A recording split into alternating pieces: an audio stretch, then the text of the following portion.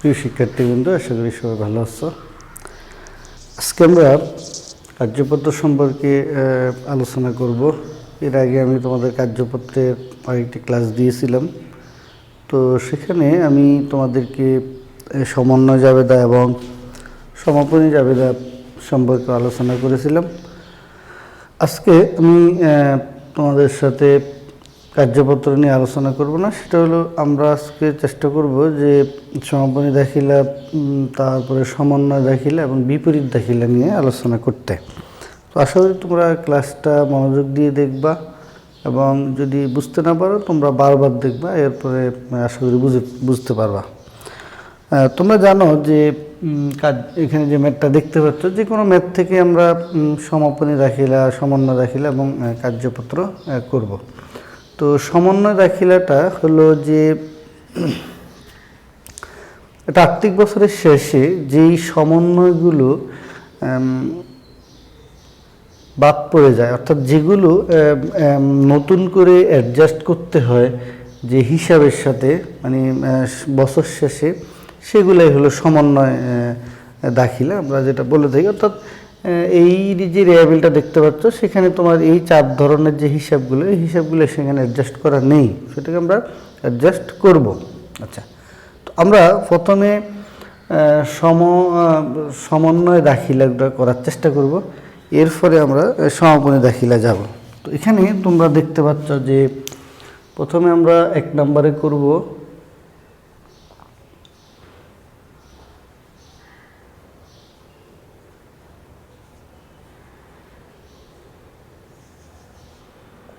দেখো, এখানে আমরা সমন্বয় দাখিলা মানে জাবেদা যেটাকে আমরা বলে থাকি, সমন্বয় দাখিলার মধ্যে 1 নম্বর সমন্বয় দাখিলার মধ্যে যেটা আছে সেটা হলো যে বলছে সেবা আয়ের মধ্যে 10,000 টাকা অনুপার্জিত রয়েছে। তোমরা একটা জিনিস লক্ষ্য করো, এখানে কোথাও অনুপার্জিত সেবা আয় নেই। কেমন? অনুপার্জিত সেবা আয় নেই, শুধু আছে কি সেবা আয়। তার মানে মনে রাখবা যে অনেক সময় সেবা এটাকে অনেক সময় অগ্রিম টাকা গ্রহণ করে সেটাকে সেবা হিসাবে হিসাবভুক্ত করা হয়। কেমন? যেমন সে যখন টাকাটা গ্রহণ করছিল, সেখানে সে নগদান হিসাব ডেবিট, সেবাকে সে ক্রেডিট করেছিল। এই যে এরকম যদি কখনো দেখো, এখানে একটা জিনিস লক্ষ্য করো, এখানে অনুপার্জিত কোথাও নেই, তাহলে আছে শুধু সেবায়। তার মানে বলছে অনুপার্জিত রয়েছে, তার মানে এই সেবায় যে টাকাটা আছে 80,000, এটার মধ্যেই এই 10,000 টাকা যুক্ত আছে। কেমন? তাহলে আমরা স্বাভাবিকভাবেই সেবায়ের মধ্যে যদি 10,000 টাকা যুক্ত থাকে, তাহলে সেটাকে আমরা কি করব, আমরা বের করে নিয়ে আসবো। কারণ সেবা আয় হলো একটা আয়, অনুপার্জিত আয় হলো একটা দায়। সো আমরা এটাকে যদি কমাই ফেলি, তাহলে সেবা এটা হবে ডেবিট, সেবা আয় হিসাব ডেবিট 10,000, অনুপার্জিত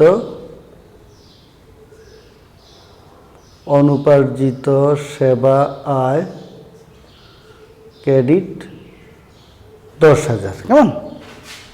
আচ্ছা, এরপরে 2 নম্বরে দেখো, এখানে অনুপার্জিত সেবা এটা শুধুমাত্র একটা জায়গায় ডেবিট হবে, কারণ প্রতিষ্ঠান যদি টাকা গ্রহণ করে সেটাকে সে দায় হিসাবে দেখায়, তাহলে সেটাকে আয় বের করবে। প্রতিষ্ঠান যদি সেটাকে আয় হিসাবে দেখায়, তাহলে সে দায় বের করবে। এই যে দেখো বের করছে। এখানে বলছে পরিচালন ব্যয় অগ্রিম 5,000 টাকা। কেমন? আমরা জানি পরিচালন ব্যয় একটা খরচ। তো এর মধ্যে যদি কখনো দেখো কোনো খরচের মধ্যে সম্পদ আছে, তার মানে বুঝতে হবে পরিচালন ব্যয় যখন 25,000 টাকা দেখানো হয়েছিল, তার মধ্যেই 5,000 টাকা এখনো খরচ হয়নি। তার মানে পরিচালন ব্যয়টা একটা ব্যয়, কিন্তু এর মধ্যে এই 5,000 টাকা তোমার এখনো সম্পদ রয়ে গেছে। তার মানে সম্পদ যদি রয়ে যায়, তাহলে এখান থেকে 25,000 টাকা থেকে যদি সম্পদ রয়ে যায় 5,000, তাহলে এখান থেকে এই পরিমাণ টাকাটা কমে যাবে। তাহলে সম্পদ সবসময় ডেবিট হবে। তাহলে অগ্রিম পরিচালন ব্যয় ডেবিট আর পরিচালন ব্যয় ক্রেডিট 5,000 টাকা। কেমন? 5,000 টাকা আমরা পেয়ে গেলাম। ঠিক আছে, এই পর্যায়ে দেখো 3 নম্বর যে জাবেদাটা আছে সেখানে বলা আছে বিজ্ঞাপন খরচ 2,000 টাকা পরবর্তী বছরের জন্য বিলম্বিত। তার মানে যদি কখনো দেখো যে কোনো কিছু অগ্রিম গ্রহণ প্রদানের পরে যদি সেটাকে দুইভাবে হিসাবভুক্ত করা যায়। একটা হলো যে আমি যদি কোনো খরচের জন্য অগ্রিম প্রদান করি তাহলে আমি অগ্রিম হিসাবে হিসাবভুক্ত করতে পারি, যেমন অগ্রিম বিমা, তারপরে অগ্রিম ভাড়া, অগ্রিম বেতন, এরকম।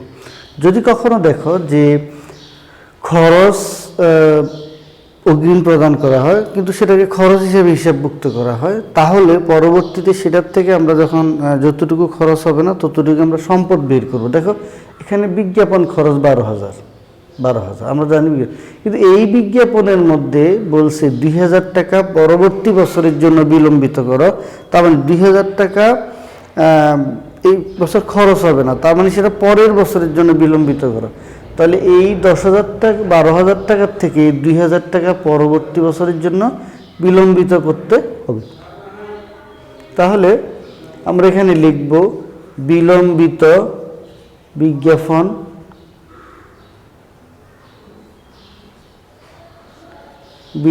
বিজ্ঞাপন ডেবিট,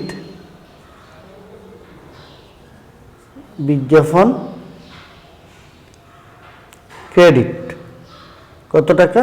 2,000 টাকা। কেমন? 2,000 টাকা। প্রিয় শিক্ষার্থী, তোমরা আশা করি বুঝতে পারছো। যদি কখনো খরচের একটা অংশ বিলম্বিত থেকে যায়, খরচের একটা রেয়াই বিলে যদি খরচ থাকে, ওই খরচের কোনো অংশ যদি সম্পদ হিসাবে রয়ে যায় তাহলে বুঝতে হবে ওই অংশটুকু ডেবিট হবে, সম্পদটা ডেবিট হবে। এটা কখনো ক্রেডিট হবে না। হ্যাঁ, এটা কখনো ডেবিট হবে না, এটা ক্রেডিট হবে। যে তো আশা করি বুঝতে পারছো। এবার দেখো এখানে আছে ভাড়ায়ের মধ্যে 1,000 টাকা অগ্রিম আয় হিসাবে বিবেচিত। দেখো এই যেখানে ভাড়া হিসাব আছে, ভাড়ায় আছে, এই ভাড়ায়ের মধ্যে বলছে 1,000 টাকা অগ্রিম হিসাবে বিবেচিত। তার মানে ভাড়া একটা আয়, সেটার মধ্যে অগ্রিম হিসাবে বিবেচিত আছে। তো অগ্রিম হিসাবে যেহেতু বিবেচিত আছে, তার মানে এই 1,000 টাকা 5,000 টাকার থেকে 1,000 টাকা কমে যাবে। তাহলে 4 নম্বরে হবে যে ভাড়া আয় হিসাব ডেবিট অগ্রিম ভাড়া ক্রেডিট। কত? 1,000 টাকা। কেমন? 1,000 টাকা।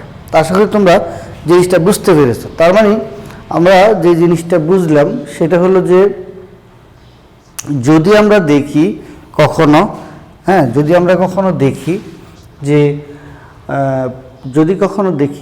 আয়ের মধ্যে কোনো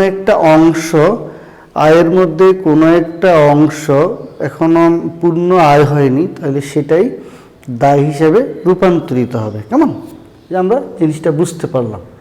তো এই পর্যায়ে আমরা দেখো এখানে আমি একটা কথা বলি তোমাদেরকে, সেটা হলো রেয়া মিলে যদি কোনো খরচ থাকে, সেই খরচের কোনো অংশ যদি সম্পদ হিসাবে থাকে তাহলে সেটা ডেবিট হবে, ওই খরচটা ক্রেডিট হবে। দেখো এখানে পূর্ণ 12,000 ছিল, সেখান থেকে 2,000 টাকা বলছে বিলম্বিত, তার মানে পুরো অংশটাই সে কী হয়ে যাবে? পুরো অংশটাই বিলম্বিতটা ডেবিট হয়ে যাবে। ওকে, এ পর্যায়ে আমরা যে জিনিসটা করার চেষ্টা করব সেটা হলো যে আমি এর আগে তোমাদেরকে জিনিসটা করিয়েছিলাম, সেটা হলো যে সমাপনী দাখিলা।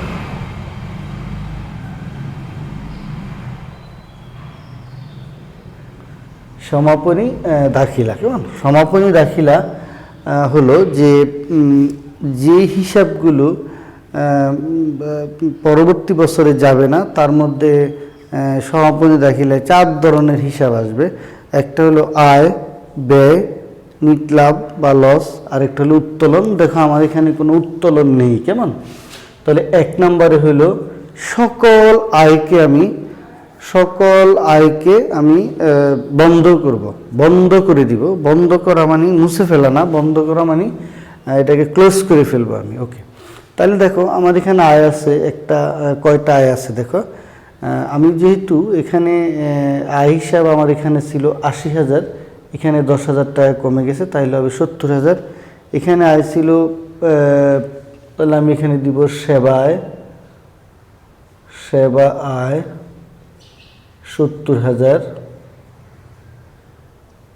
সেবা আয় ডেবিট ৭০,০০০। কেমন? সেবা আয় ডেবিট ৭০,০০০। এরপরে আমি দিব ভাড়া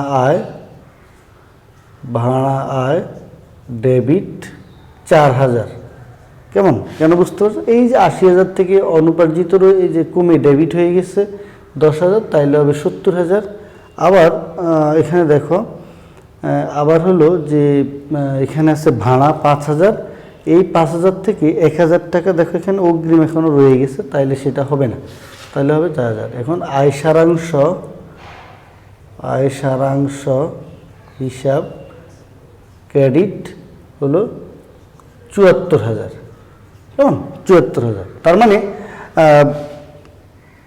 এখানে যত ধরনের আয় আছে সে আয়গুলোকে আমি ডেবিট করে দিব।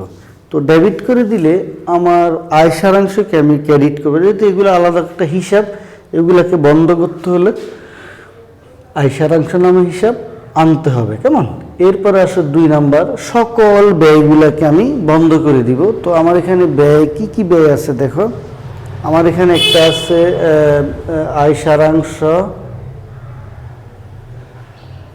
সারাংশ হিসাব ডেবিট। এবার আসো ব্যয়ের মধ্যে আমরা এখানে দেখতে পাচ্ছি আমার এখানে আছে পরিচালন ব্যয়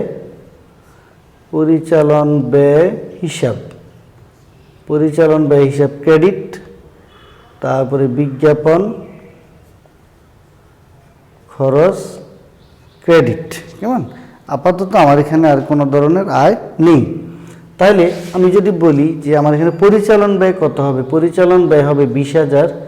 কারণ তোমরা লক্ষ্য করছো পরিচালন ব্যয় কিন্তু এই যে ৫,০০০ টাকা কমে গেছে। কেমন? ৫,০০০ টাকা কমে গেছে, এই জন্য ২০,০০০।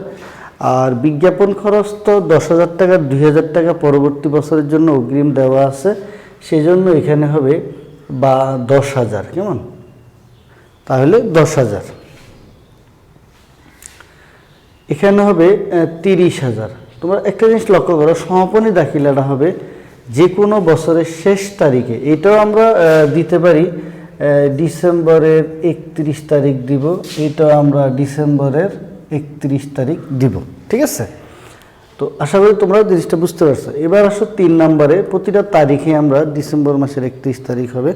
কারণ হলো যে অ্যাকাউন্টিং পিরিয়ডের মধ্যে সমাপনী দাখিলাটা শেষ তারিখে হয়, বিপরীত সমন্বয় দাখিলাটাও শেষ তারিখেই হয়।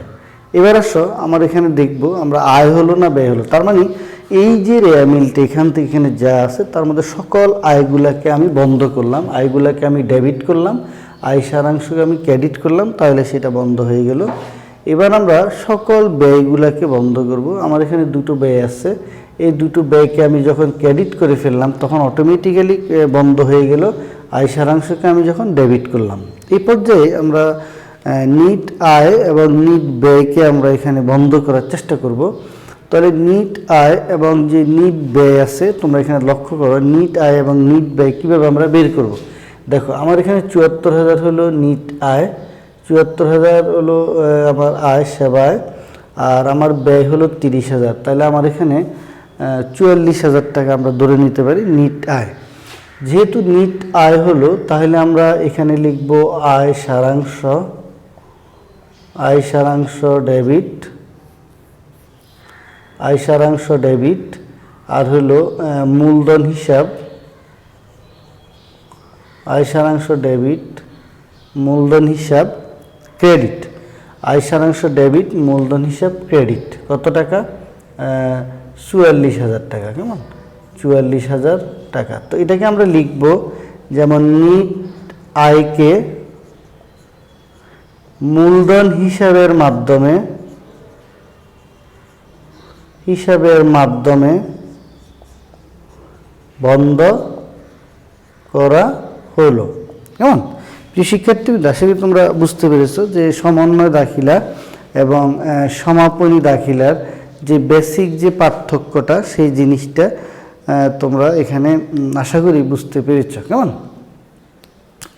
এই পর্যায়ে আমরা যে জিনিসটা এখানে করব সেটা হলো যে দেখো এখানে তোমরা যে জাবেদাটা এখানে যেটা করা আছে সেটা হলো যে সমন্বয় দাখিলার ক্ষেত্রে এটা অনেক গুরুত্বপূর্ণ একটা বিষয়।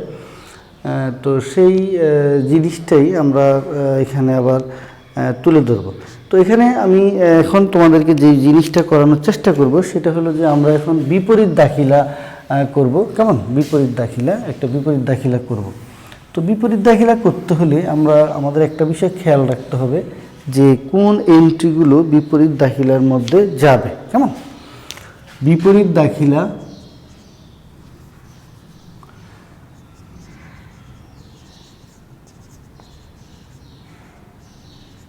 যেটাকে আমরা রিভার্সিং এন্ট্রি বলে থাকি,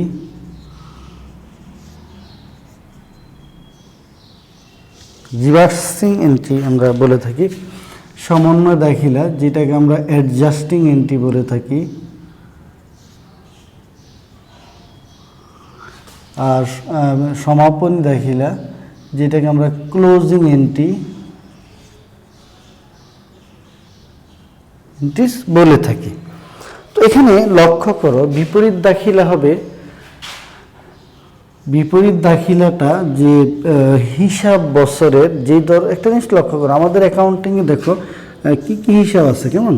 আমাদের এখানে আছে সম্পদ, আমাদের এখানে আছে দায়, আমাদের এখানে আছে মালিকানা সত্ত্ব, আমার এখানে আছে আয়, আমার এখানে আছে ব্যয়। তো অ্যাকাউন্টিংয়ে যে বিষয়টা হয় যে জানুয়ারি থেকে আমরা যে ডিসেম্বর পর্যন্ত যে হিসাবটা করি এই হিসাবের মধ্যে একটা আর্থিক বছরই আমার আয় এবং ব্যয়গুলো অ্যাডজাস্ট করে ফেলতে হয়। এগুলো পরবর্তী হিসাব বছরে যায় না, আয় ব্যয় যায় না, এবং উত্তোলন পরবর্তী হিসাব বছরে যায় না। আচ্ছা গেল, পরবর্তী হিসাব বছরে যেহেতু যায় না এই জন্য এই হিসাবগুলোকে এখানে আসি আমাকে কি করতে হয়, সমাপনী দাখিলার মাধ্যমে এগুলাকে বন্ধ করে দেয়া হয়। যেমন আমরা যেটা এখানে করলাম, যেমন সমাপনী দাখিলার মাধ্যমে। আচ্ছা, তো অ্যাকাউন্টিংয়ে এই বিষয়গুলো আছে। হ্যাঁ, আবার এখানেও আছে উত্তোলন আছে, এগুলাকে আমরা ক্লোজ করে ফেলি, মানে বন্ধ করে ফেলি। দেখো এখানে আমরা বন্ধ করছি, আমাদের এই অঙ্কের মধ্যে উত্তোলন নেই, সেজন্য আমরা পারিনি। আচ্ছা, এবার আসো সম্পদ এবং দায়। সম্পদটা হলো চলতি আছে, দীর্ঘমেয়াদী আছে বা স্থায়ী আছে। কেমন? আবার দায়ের মধ্যেও চলতি দায় আছে, আর একটা হলো দীর্ঘমেয়াদী আছে। তো চলতি দীর্ঘমেয়াদী সম্পদ এবং স্থায়ী সম্পদ এবং দীর্ঘমেয়াদী দায় এগুলো হিসাবে দীর্ঘ সময় ধরে চলতে থাকে।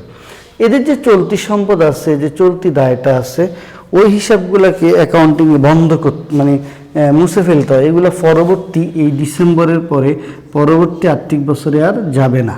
কেমন? যে হিসাবগুলা পরবর্তী আর্থিক বছরে আর যাবে না ওই হিসাবগুলাকেই আমরা বিপরীত দাখিলার মাধ্যমে বন্ধ করব। এক নম্বরে হলো যে সকল বকেয়া আয়, তারপরে সকল বকেয়া ব্যয়, 3 নম্বরে অগ্রিম আয়, 4 নম্বরে অগ্রিম ব্যয়। তাহলে এই বিষয়গুলো, এই ধরনের এন্ট্রিগুলো আমরা বিপরীত দাখিলার মধ্যে বন্ধ করব। অর্থাৎ মনে রাখতে হবে সমাপনী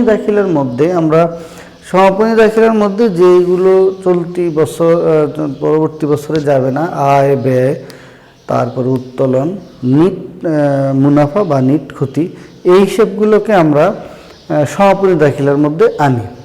তাহলে বিপরীত দাখিলার মধ্যে আমরা কি আনবো? এই 4 ধরনের এন্ট্রি আনবো।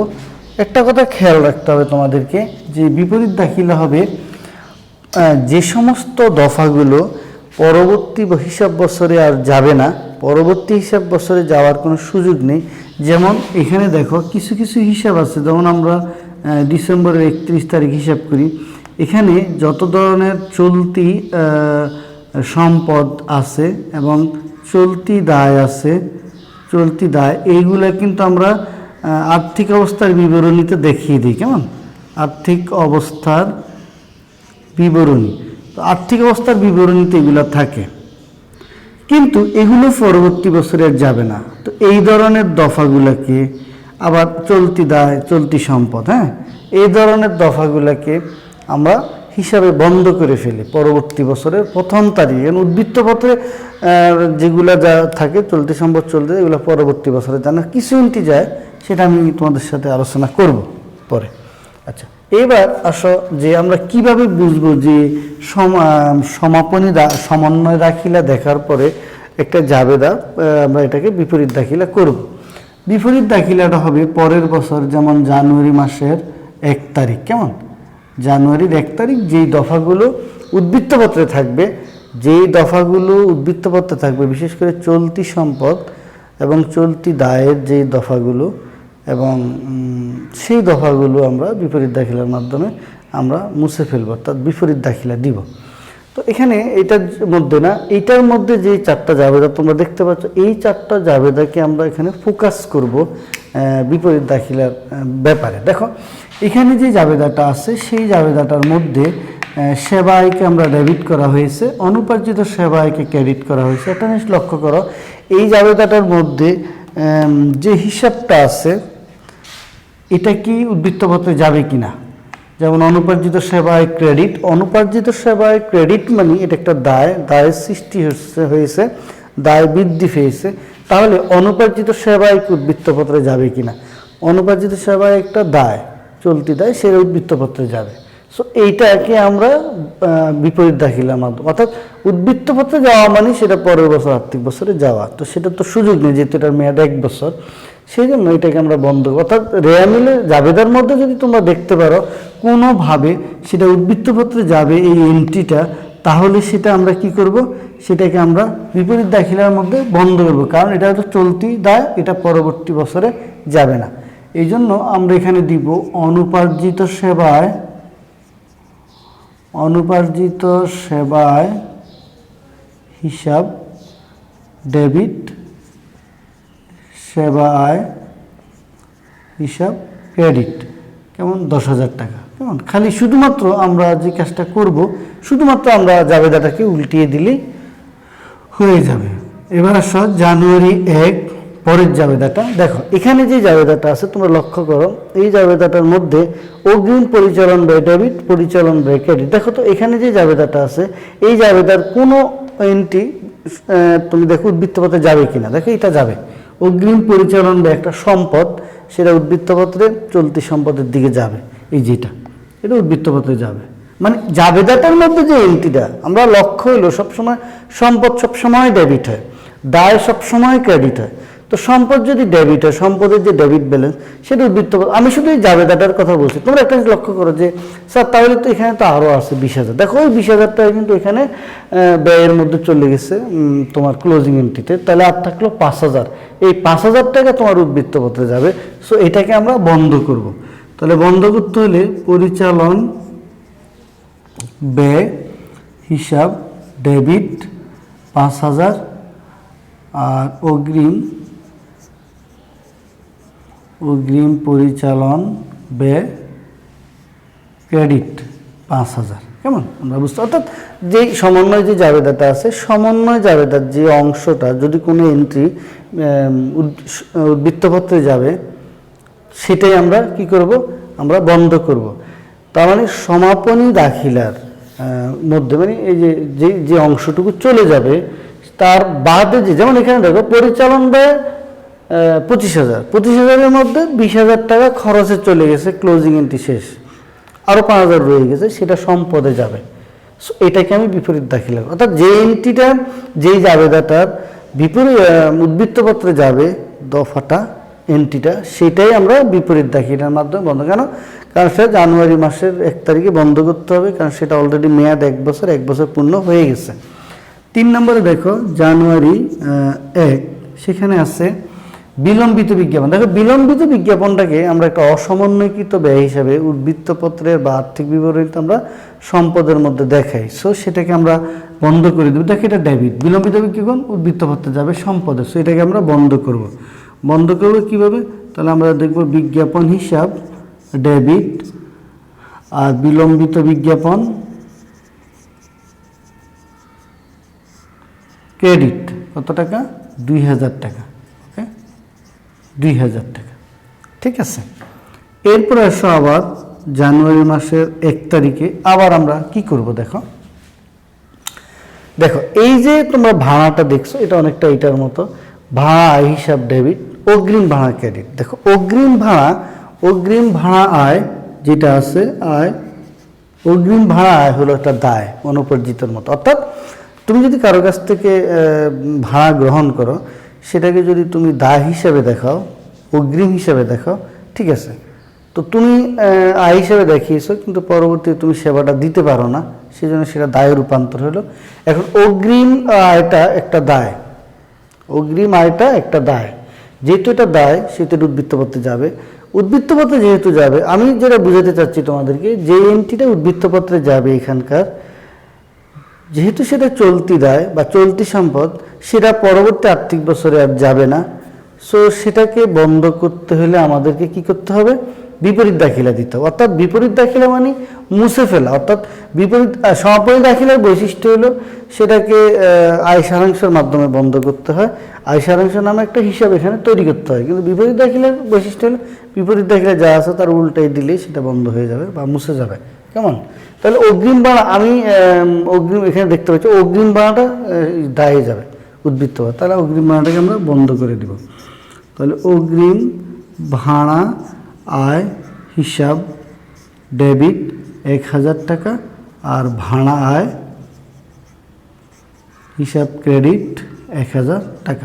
প্রিয় শিক্ষার্থীবৃন্দ, তোমরা একটা জিনিস লক্ষ্য করবা, সেটা হলো যে সমন্বয় দাখিলা, সমাপনী দাখিলা, বিপরীত দাখিলা, এই তিনটা খুবই গুরুত্বপূর্ণ টপিকস। বিশেষ করে তোমরা যখন কার্যপত্র করবা বা ফাইনাল অ্যাকাউন্ট করবে, সেখানে তোমাদের এই ধরনের টপিকসগুলো প্রয়োজন হয় বা জানার প্রয়োজন হয়। তো সেই জন্যই আমি তোমাদের জন্য আজকে ক্লাসটা তৈরি করেছি। তো তোমরা আশা করি দেখবা। তো যেখানে কোনো প্রশ্ন থাকে সেটাও তোমরা আমাকে করতে পারো। আমি আবারও সর্বশেষ বলে দিচ্ছি, দেখো সমন্বয় জাবেদাটার মধ্যে দেখো এটা হলো দায়ের, হ্যাঁ, দায় সবসময় ক্রেডিট উদ্বৃত্ত শো করে, সেটা দায়, এটা দায়, এটা এখানে থাকা মানে এটা চলতি দায়। চলতি দায় হলো এটা মেয়াদ 1 বছর। তাহলে আমি এটা কোথায় দেখাবো? এটা আমি দেখাবো উদ্বৃত্তপত্রের বা আর্থিক বিবরণীতে দায়ের দিকে। তো এরপর এটা কোথায় যাবে? যেহেতু এটা চলতি দায়, এটার মেয়াদ 1 বছর, তাহলে এটা তো পরবর্তী বছর যাবে না। তাহলে এটাকে আমাকে বন্ধ করতে হবে, এই যে বন্ধ করে দিলাম।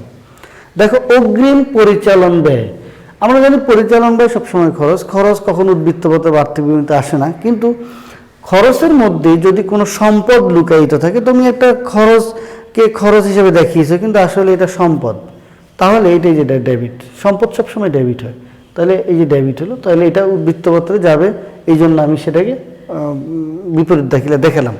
বিলম্বিত বিজ্ঞাপন উদ্বৃত্তপত্রে যাবে, সেজন্য আমি বিপরীত দাখিলা দেখালাম। ভাড়া আয় অগ্রিম, এটা দায় উদ্বৃত্ত। অর্থাৎ যেই দফাগুলো উদ্বৃত্তপত্রে যাবে বা আর্থিক বিবরণীতে যাবে, কিন্তু পরের বছর আর যাবে না, পরবর্তী আর্থিক বছর যাবে না। চলতি সম্পদ এবং চলতি দায় পরবর্তী আর্থিক বছরে যায় না। তো যেহেতু যায় না, কিন্তু এগুলো উদ্বৃত্তপত্রে যায়, তাহলে আমাকে কি করতে হবে?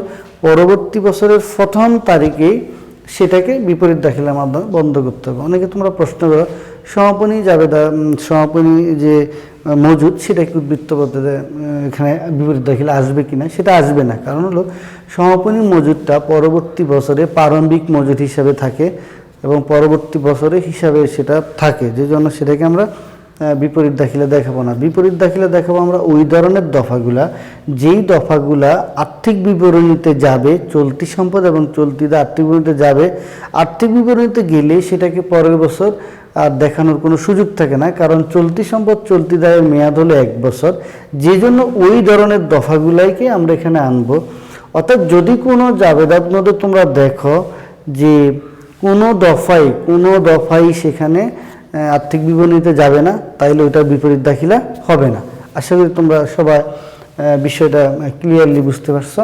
তো তোমরা বারবার দেখে প্র্যাকটিস করার চেষ্টা করবা, এবং যদি কোনো প্রশ্ন থাকে অবশ্যই করবা, আমি তোমাদেরকে কমেন্টের মাধ্যমে জানিয়ে দিব। তো সবাই ভালো থাকবা, সুস্থ থাকবা, সবার সুস্বাস্থ্য কামনা করে এখানেই শেষ করছি। খুদা হাফেজ।